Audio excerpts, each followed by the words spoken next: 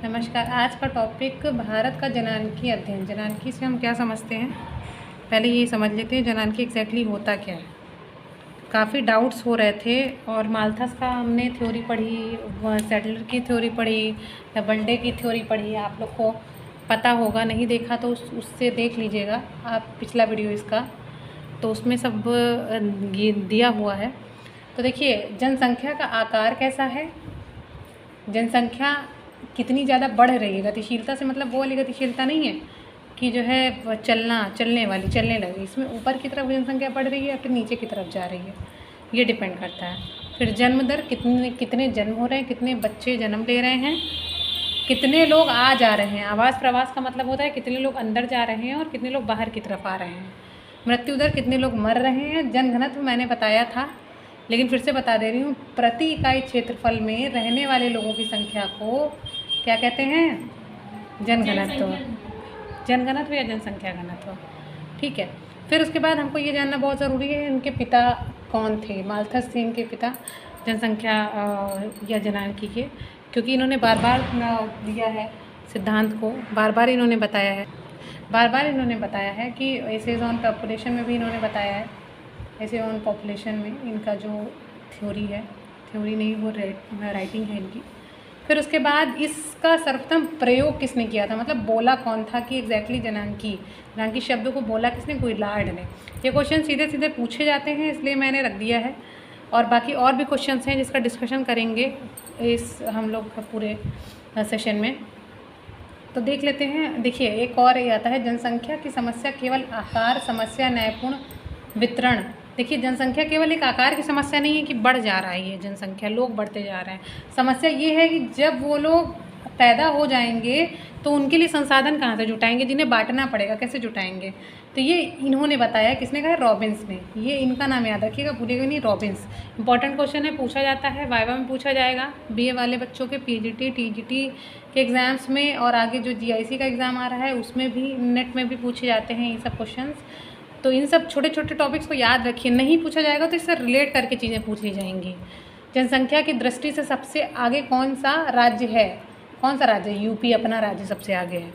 अब ये बड़ी अच्छी बात है, शर्म की बात है, वो बात अलग है, लेकिन ये अच्छी भी बात है, क्योंकि हम लोग के यहाँ क्या है, एक कॉन्सेप्ट आता है डेमोग्राफिक डिविडेंड। फिर हो गया हॉर्न बनना शुरू, पता चल गया उसको पढ़ा रहे हैं हम। डेमोग्राफिक डिविडेंड, डेमोग्राफिक राइटिंग भले ना समझ में आए, सुनिए केवल।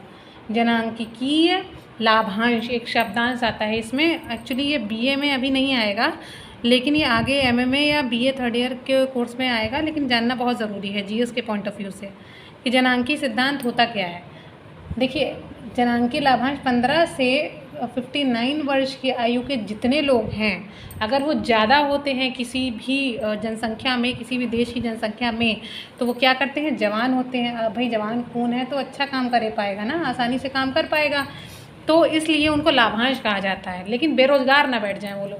अब मतलब जवान आदमी बेरोजगार बैठा है, कोई भीख मांग रहा है, तो इसका मतलब वो थोड़ी ना है। काम करिए, मेहनत करिए, तो वो लाभांश के रूप में काम आए, ताकि देश को आप कुछ प्रोडक्टिव दे पाइए।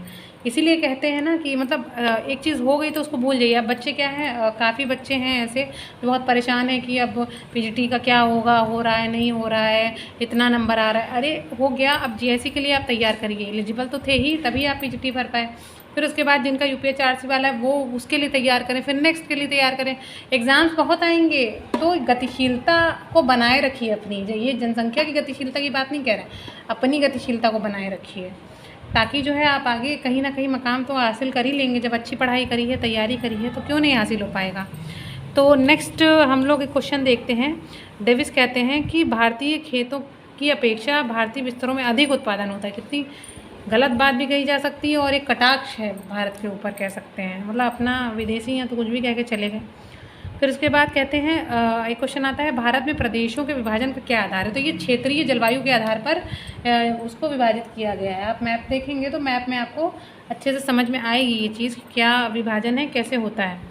फिर उसके बाद, अति जनसंख्या का निम्न में से कौन सा कारण नहीं है। ज़्यादा जनसंख्या क्यों होती है, इसका कारण अगर हम जान लेंगे तो हमें पता चल जाएगा क्या नहीं है।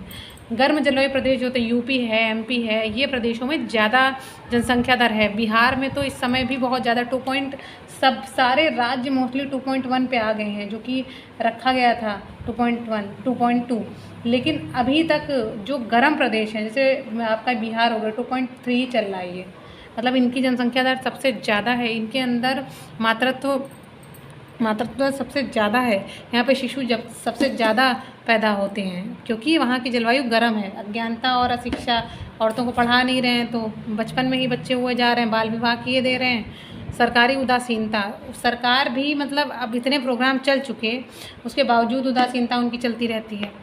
फिर उसके बाद एक क्वेश्चन इससे रिलेटेड बनता है कि सबसे ज़्यादा जनसंख्या घनत्व वाला देश मतलब राज्य कौन सा है इसमें, तो ये आएगा पश्चिम बंगाल। ये चीज़ याद रखिएगा। बिहार सबसे कम साक्षरता वाला राज्य कौन सा है, तो वो बिहार है।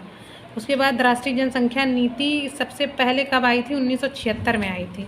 तो इस चीज़ को याद रखना है हम लोगों को, इंपॉर्टेंट चीज़ है, वही बता रही हूँ, फालतू चीज़ें मुझे बतानी भी नहीं है, क्योंकि जब वो एग्ज़ाम में आएगा नहीं तो बताने का कोई मसला ही नहीं होता उसका। 1976 में आई थी। फिर उसके बाद एक आता है कि भारत में आज प्रतिवर्ष जनसंख्या में होने वाली वृद्धि किस देश की कुल जनसंख्या से अधिक है, वो ऑस्ट्रेलिया से, मतलब सोचिए ऑस्ट्रेलिया से वृद्धि इनकी बहुत ज़्यादा है। फिर उसके बाद आता है कि भारत में परिवार नियोजन कार्यक्रम, ये बहुत इंपॉर्टेंट क्वेश्चन है। परिवार नियोजन का मतलब परिवार को छोटा करिए, परिवार को बढ़ाइए मत। अब इतना पहले क्या होता था कि कोई ज़्यादा नियंत्रण कार्यक्रम रखकर चला नहीं रखे थे। जब से इंदिरा गांधी की सरकार आई तो उन्होंने नियंत्रण कार्यक्रम चलाए, उसी वजह से उनको वोटों से हाथ धोना पड़ा था, जो भी रहा हो रीज़न, लेकिन उनका ये विश्वास था, कुछ अलग था उनका कि भाई जनसंख्या कम रहे। चाइना ने भी जनसंख्या को कम रखने के लिए बोला ताकि संसाधन जुड़ सकें माल्थस के सिद्धांत के अकॉर्डिंग। लेकिन अब देख लीजिए कब तक स्थिर होती है जनसंख्या। भारत की तो नंबर 1 पे पहुंच जाएगी 2028 तक, चीन को भी पीछे छोड़ देगी, और कब तक क्या होता है।